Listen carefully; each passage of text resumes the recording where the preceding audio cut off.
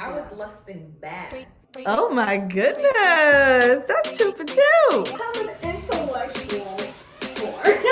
All Oh my God, it's happening! Hi, I'm Kaycee. And I'm Ray, and this is Pleasure and Play, the show.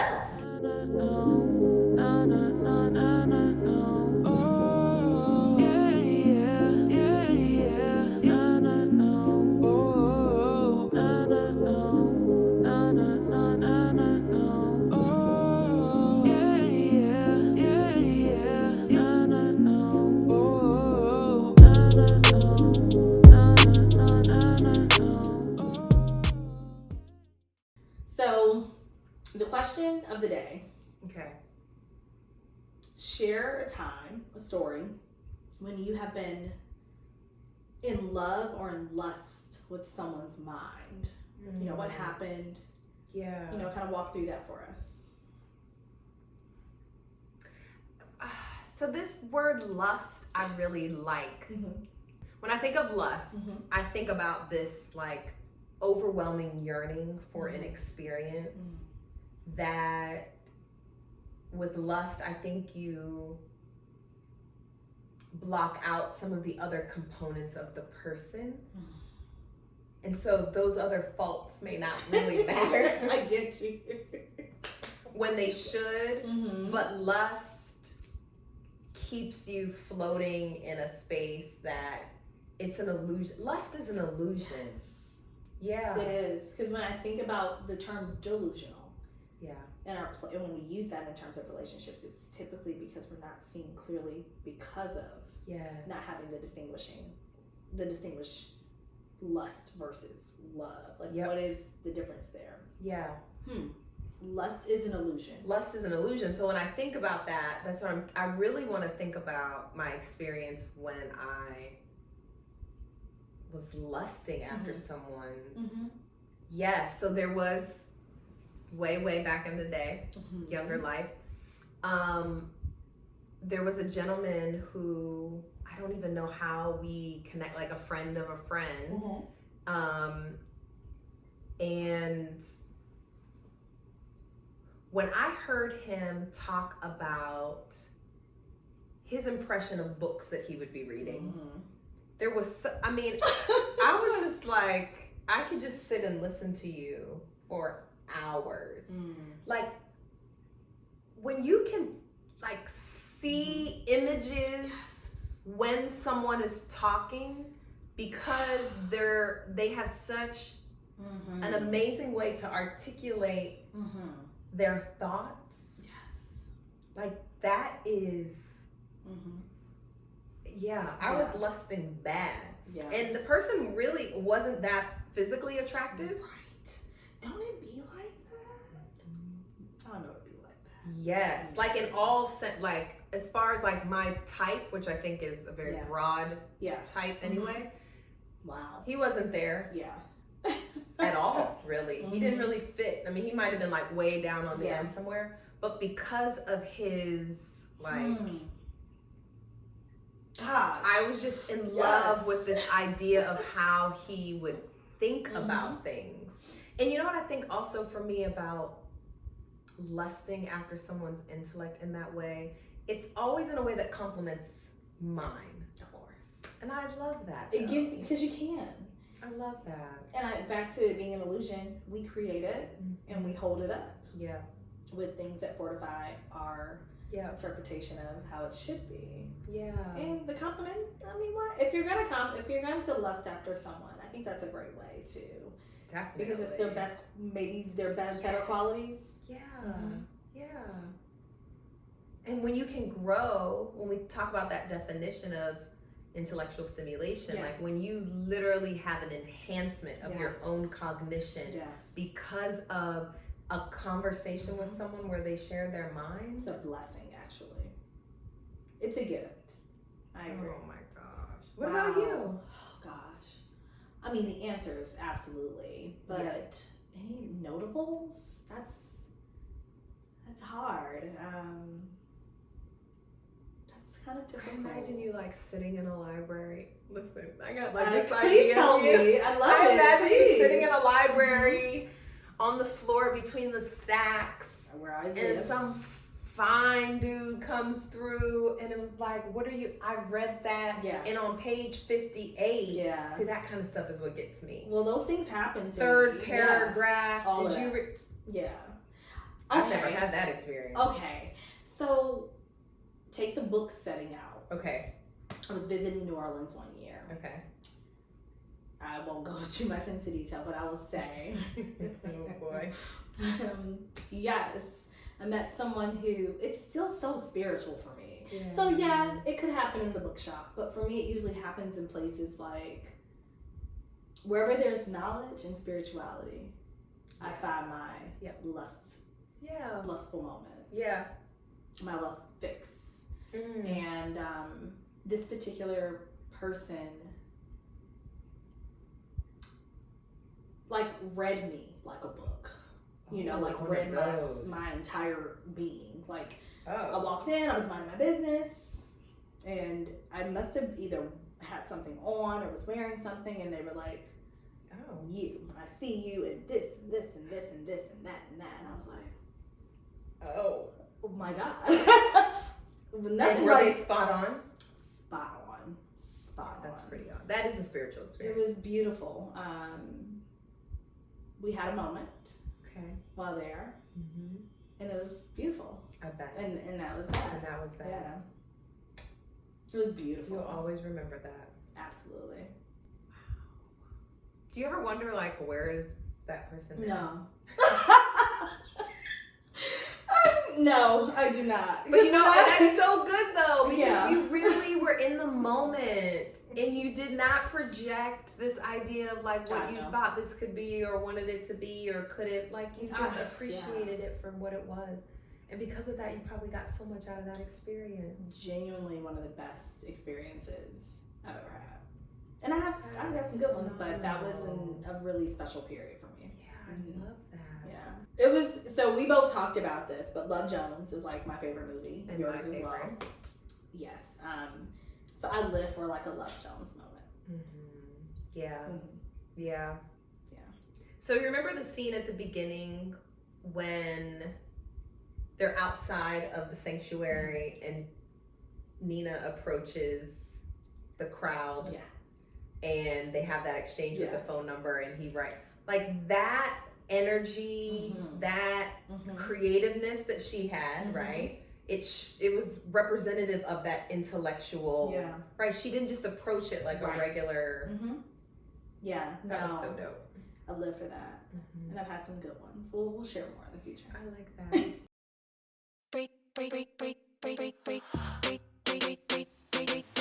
So I am going to read a riddle.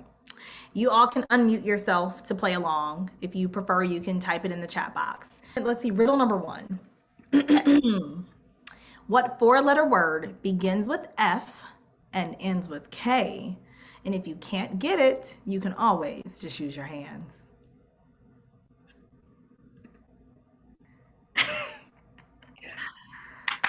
Yes! Yay! Kaycee. Yes. Oh my God, do you know, I was like fork and then I spelt it wrong and I said, oh crap, it's 5, not 4. How ridiculous. I should have just said it. Yeah, spit it out. Yeah, unmute yourself. You guys are welcome to share audibly with us. Okay, round number 2.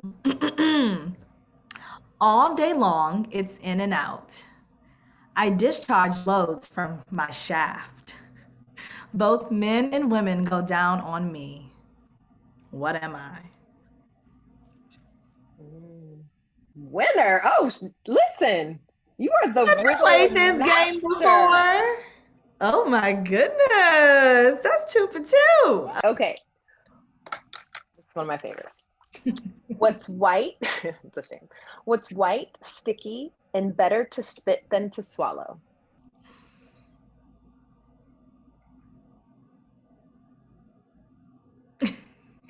Toothpaste? Yeah. Gum was close though. Gum was really a good one. Yeah. Okay, next one. I go in hard, come out soft, and you love to blow me. What am I? Go ahead. Yes, gum. What do you insert in a small hole and twist all the way around? Sensual. Wine cork? No, but that's not bad. Good guess. That could count not technically, but that's not this one. I will give you props for these darn good answers, though.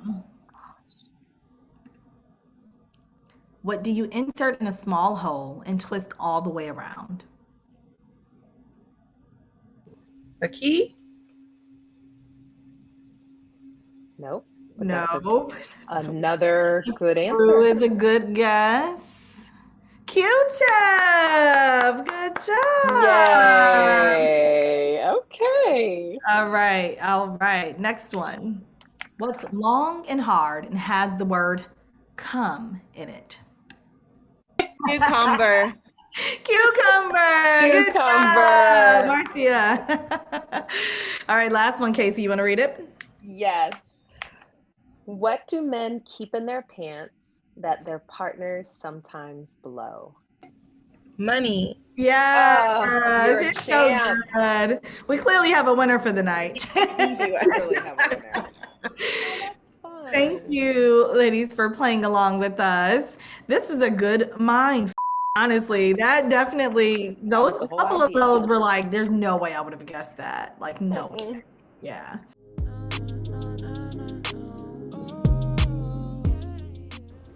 Today we're talking about intellectual stimulation, which is your favorite. Mm-hmm. So I don't know if I like the way you said that. That's a compliment. I know, totally received. It was perfect. Yeah. Okay, good. So I want to read you the APA Dictionary of Psychology's definition of intellectual stimulation. Okay. I love the word stimulation, by the way, So right? good. So much active energy in Yeah. that. Mm-hmm. So it's the pleasurable sense of being challenged Okay. and provoked Mm-hmm. that can arise from an encounter with a new, difficult, or interesting idea. Mm-hmm. The second component to that is the enhancement of cognitive processing, Mm-hmm. including your favorite, creativity, discernment, Mm-hmm. and insight that occurs when individuals exchange ideas and opinions during interpersonal or group discussions. What was before discernment? Creativity? Creativity, discernment, and insight. Oh my gosh. I'm a whore. I'm an intellectual whore. You love it, don't you? That is the perfect combination in the best possible way. Creativity, that's one of my grandest expressions, is to just be creative. And I think that is the expression of my source energy, my relationship with God, how it shows up in my personal relationships. But discernment is a piece that I don't think that I would have connected, but it's interestingly a gift that I pray for. Yes. And I think it's been really useful in navigating relationships. I pointed it, I guess, even more so professionally than personally growing up in reflection. But wow, what a great definition. Yeah, because I wouldn't have thought about discernment. Mm-hmm. But you're enhancing your cognitive processing. Mm-hmm. I see which it. includes, creativity, discernment, and insight. The creativity is that natural expression. It's the piece that is organic. Mm-hmm. The discernment is probably where you're now looking into and observing the either the place or people or situation, and likely placing yourself in context to it. And then the insight would be what you gathered as a result. So I can see the breakdown of that. I can see that. So here we are. I'm actually being intellectually stimulated.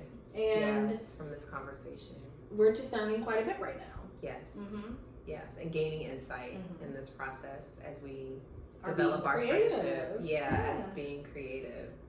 So I already know the answer to this, but so are you attracted to the intellect of others? 1,000%. Yeah. Like, what does that mean for you, though? There's a proper term for this that escapes me right now, but So you're sapiosexual? Thank you. Goodness. Clearly. I don't know why that just You are attracted to a person's intellect, which then stimulates you sexually. It does.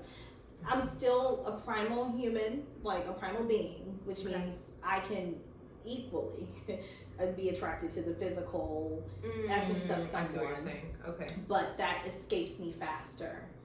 So if I am in a situation where two amazingly attractive men, I'm looking at them, I see them, I'm attracted.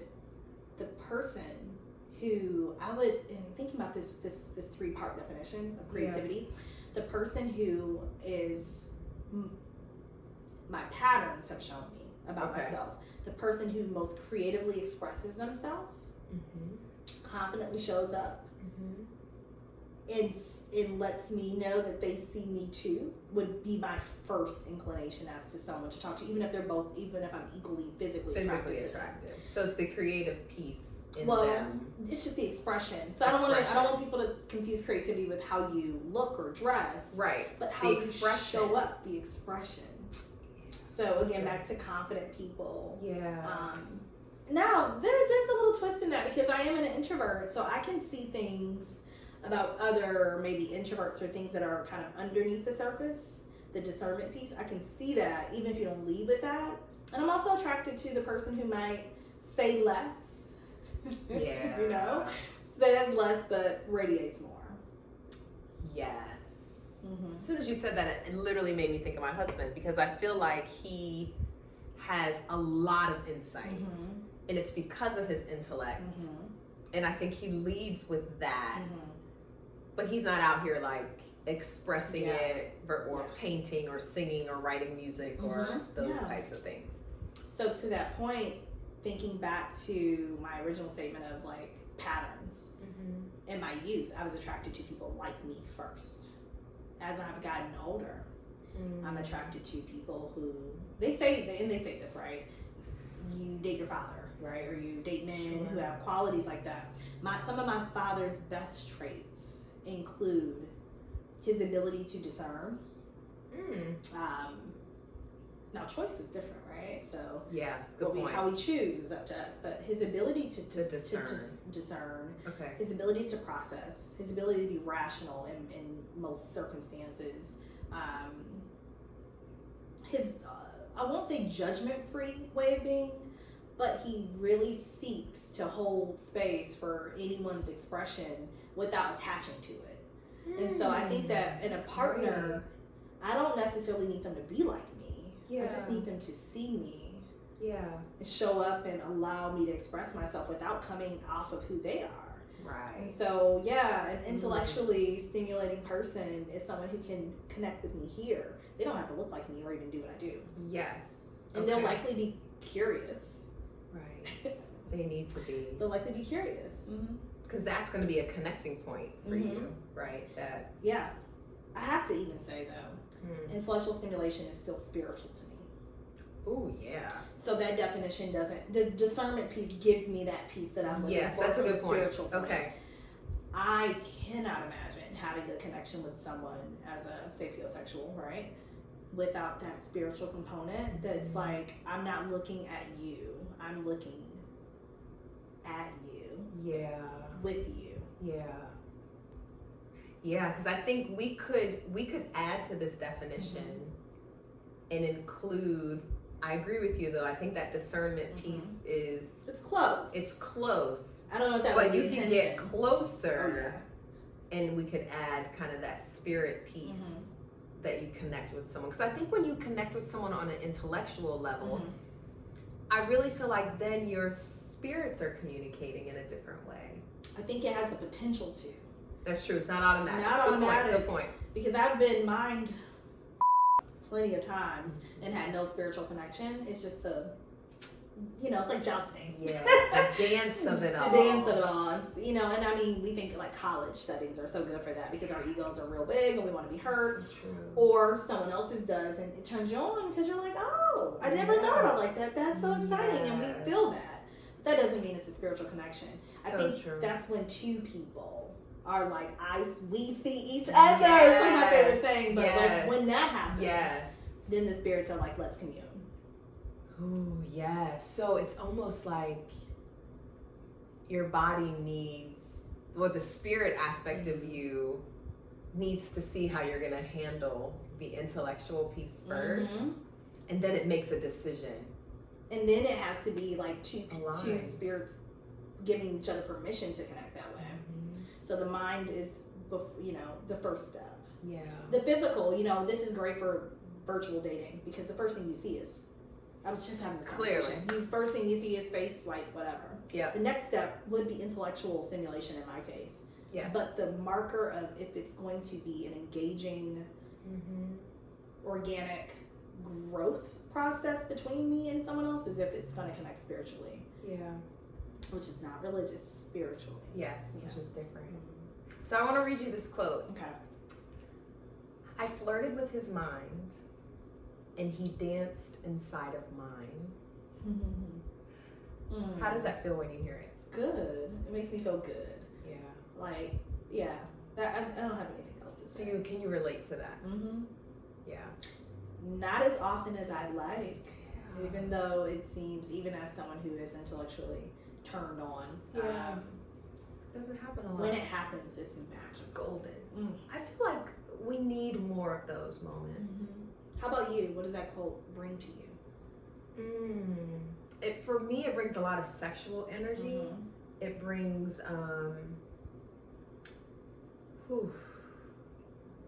it brings this like deep knowing of self, and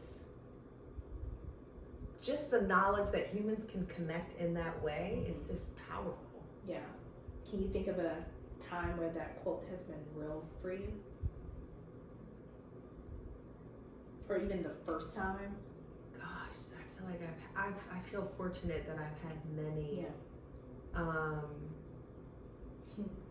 I feel like maybe the first time. Okay, this is gonna be interesting now that I'm processing it in this moment. One of the first times I was in college, great environment for that. As a freshman, very early on, and I remember having a conversation with a young lady who was a senior who kind of saw me as a little sister and was really helpful for me. And she later became an attorney, but the way that she thought and talked about things, I was like, there's people like you out here, like this is, like my mind was just blown when she would talk about certain things. And in a way that I was very attracted to her mind, and we became really close friends. And again, there wasn't a sexual component to that relationship, but it was just like powerful. It was so good. That's such a good one. I think mine was in college too, and I would argue it was a professor. And again, no physical attraction, nothing like that, but just that professor changed my life. I was so blown away. It was a Black Arts Movement class. Ooh, that sounds interesting. And it just broke me down in every possible way. All of my identity around self and being Black and identifying with like all the spiritual components of being Black broke me down, changed my life for sure. I remember running out of class crying. I love it. At the rebirth that was happening. So yeah. That's dope. Thanks for sharing. Thank you.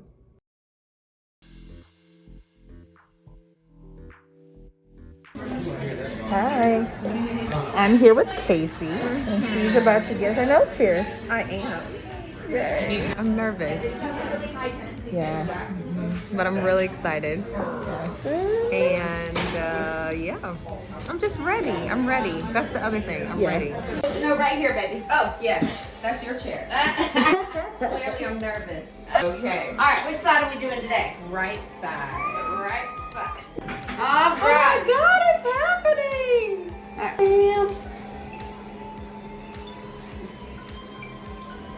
All right, deep breath. Got this. Let it out.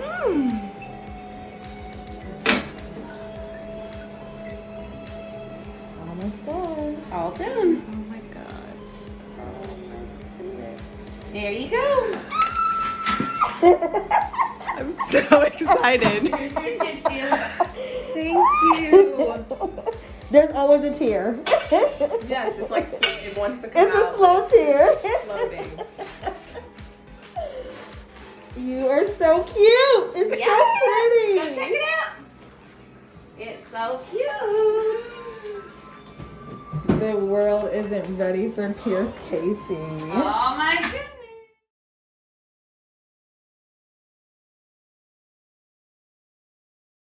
Oh, this confessional is pretty easy. I have definitely had my share of splash waterfall experiences, shall we call them. I have no shame admitting that I have definitely moistened quite a few of my favorite beautiful lacy panties because of a conversation that was highly intellectually stimulating, coming from a confident and extremely sexy voice human being. One of my most fond memories. I was dating someone who we were at distance. We came up with a game, like a game of sending songs that were sensual. Let's call it dirty lyrics. And it was all about finding songs that would be turn-ons, like erotic songs. And I got really into that. I feel like when this has happened to me, it's typically on the phone, not necessarily in person. When I was dating my husband, we were dating long distance the first 2 years before we got married. And so there were obviously lots of conversation. That was our main communication, right? And I remember several occasions where he would get into just a role talking to me about something that happened for him at work. And hearing him, like, as an expert in his field, like, share this information with me, I would just get turned on by each sentence.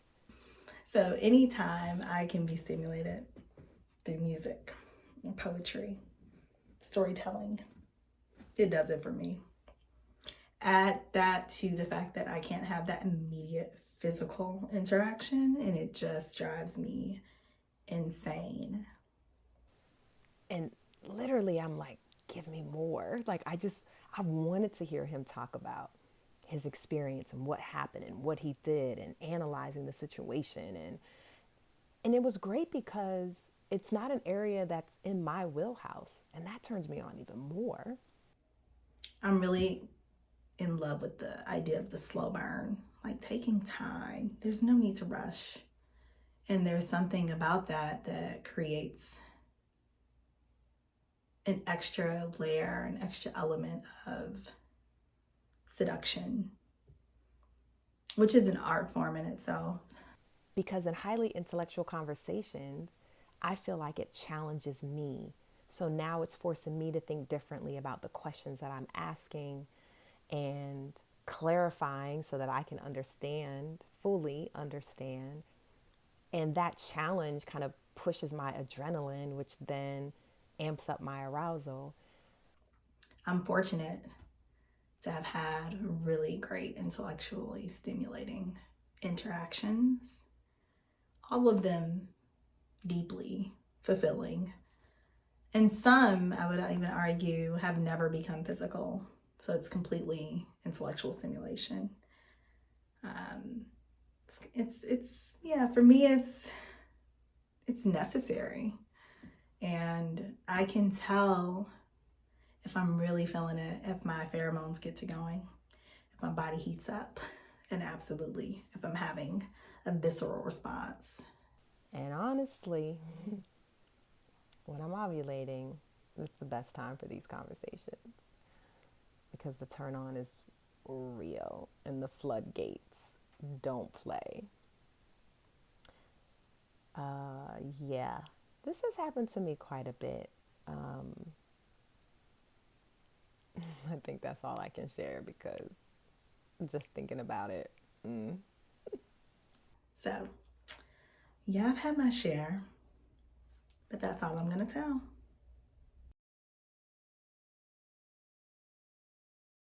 I have on some makeup, so that's okay. Put that on there. You are going to love it. Where should it? Oh, you're gonna let me see the. Okay, of course. You know what you're doing. Don't mind me. I'm just a little nervous.